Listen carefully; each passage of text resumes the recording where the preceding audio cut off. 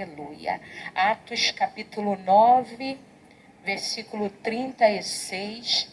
A ressurreição de Dorcas é a epígrafe do texto.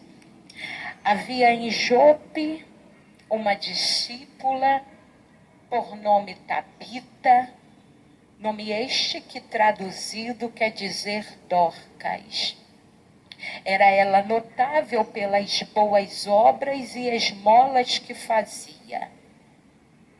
E aconteceu naqueles dias que ela adoeceu e veio a morrer. E depois de a lavarem, puseram-na no cenáculo. Como Lida era perto de Jope, ouvindo os discípulos que Pedro estava ali, enviaram-lhe 2 homens que lhe pedissem: não demore em vir ter conosco. Pedro atendeu e foi com eles. Tendo chegado, conduziram-no ao cenáculo. E todas as viúvas o cercaram chorando e mostrando-lhe as túnicas e vestidos que Dorca fizera enquanto estava com elas. Mas Pedro, tendo feito sair a todos, pôs-se de joelhos, orou e, voltando-se para o corpo, disse: Tabita, levanta. E ela abriu os olhos e, vendo a Pedro, assentou-se. E ele, dando-lhe a mão, levantou-a e, chamando os santos, especialmente as viúvas, apresentou-a viva. E isto se tornou conhecido por toda a Jope, e muitos creram no Senhor. Que Deus nos abençoe por intermédio de sua santa e poderosa palavra. É a nossa oração aqui nesta tarde.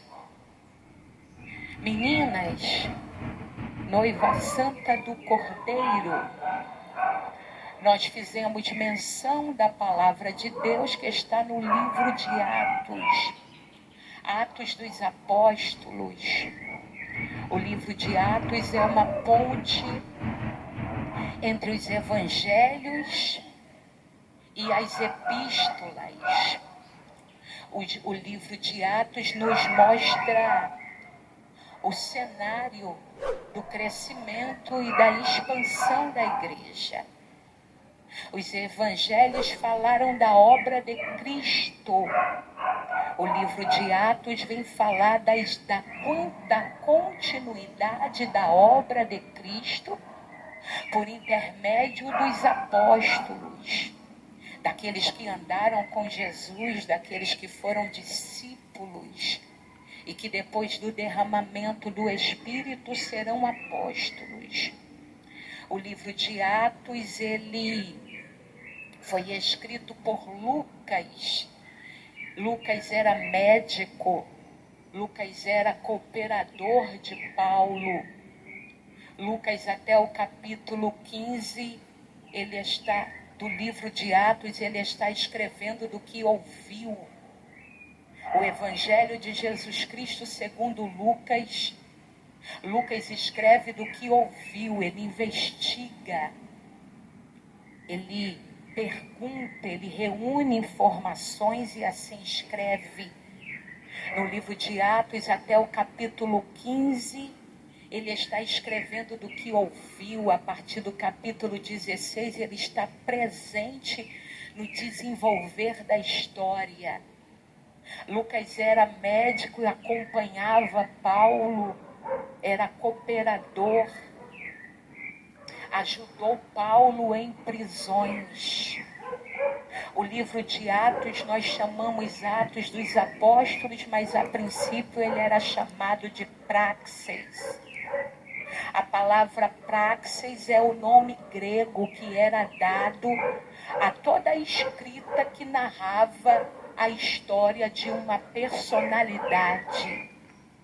A palavra Praxis era o nome dado a toda a escrita que trazia a história de um personagem importante. Esse livro, a princípio, ele é escrito para narrar a história de um personagem importante, de um personagem ilustre. Quando alguém pegava esse livro, talvez esperasse ver a história de Pedro, de Tiago, daqueles que andaram com Jesus. Mas quando você começa a ver o desenrolar do livro, o Espírito Santo vai levando Lucas a nos apresentar personagens que antes eram anônimos. O livro que era para apresentar personagens importantes, personagens ilustres, vai nos apresentar gente anônima. Nós vamos encontrar no livro que é para narrar a história de ilustre Estevão, diácono da igreja. Ele vai surgir na história. E como que aparece? Aparece pregando. Oh, aleluia! Oh, glória! Começa a pregar e aí passa a ser visto. Oh, aleluia!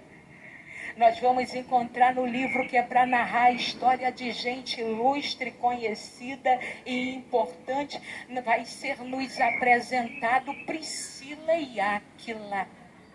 Como que eles serão apresentados? Perseguidos, expulsos de Roma, encontrados por Paulo em Corinto, no trabalho, cuidando da igreja. Aleluia! Como que eles nos serão apresentados? Fazendo a obra. Aleluia! Nós vamos encontrar Ágabo. Você conhece? Já ouviu falar? Não, mas ele será apresentado no livro de Atos. Que ele é? Profeta. Como ele é apresentado, aleluia, entregando mensagem, oh glória, entregando o recado do Altíssimo, oh aleluia. Como que ele é apresentado sendo boca de Deus na terra? É assim que ele é apresentado, assim.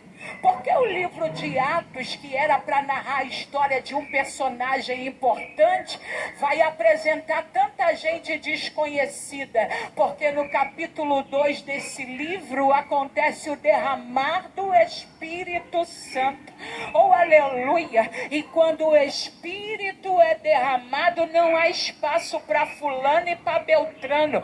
Quando o Espírito é derramado, não há espaço para o nome de Beltrano ser ovacionado. Aí não é alguém chegando e sendo a bola da vez, a estrela, não. O Espírito é derramado e quem é desconhecido vai ser apresentado. Aleluia! O Espírito de Deus está nessa casa, oh glória! Eu quero que você segure na mão da tua amiga e diz assim: ele está aqui, está nessa casa para apresentar anônimo. Oh, aleluia! Ele tira do nada, ele derrama dom, ele derrama graça. Quando o Espírito vem, ele vem e faz conforme o querer dele. E alguém pode estar pensando, é Pedro que tem que aparecer. E ele vai dizer, não, eu vou encontrar no meio do caminho um Paulo, um Saulo e vou apresentar.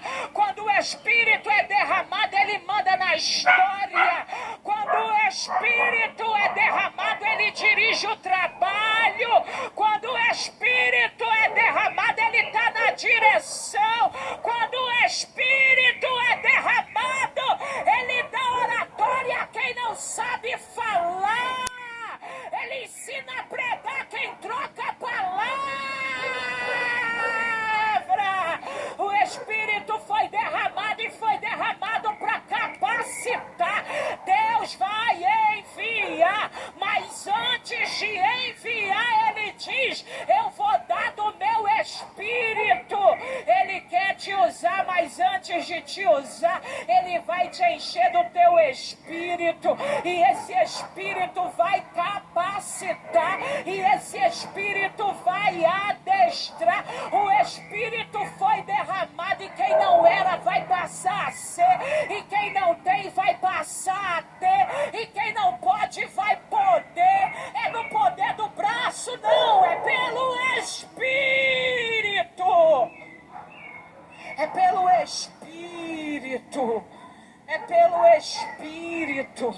Capítulo 2, o Espírito foi derramado aonde? Aleluia, no cenáculo. Oh glória, o Espírito foi derramado no cenáculo. Entrou na casa, invadiu a casa. Quem estava lá fora pôde ver que algo diferente acontecia lá dentro. O que era o algo diferente que acontecia lá dentro no capítulo 2?